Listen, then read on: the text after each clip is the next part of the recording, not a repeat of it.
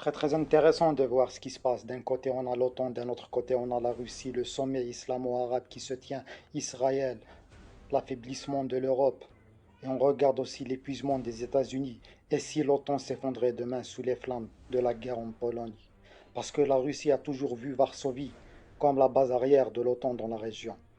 Il y a une fissure qui est en train d'apparaître entre l'Europe, qui est en train de s'y diviser, parce que l'Europe ne veut pas d'une guerre contre les Russes.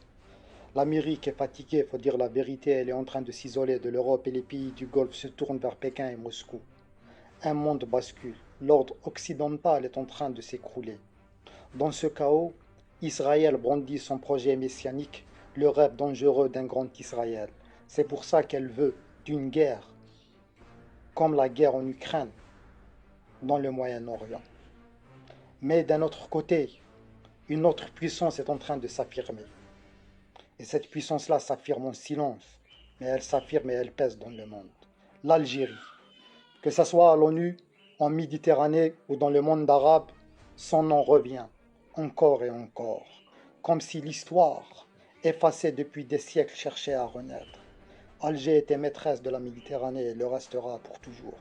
Aujourd'hui, s'il y aura une guerre du monde des financiers, du monde des mondialistes, de ces terroristes-là mondialistes qui tiennent le monde en otage, l'Algérie sera en tête du monde libre pour vous combattre.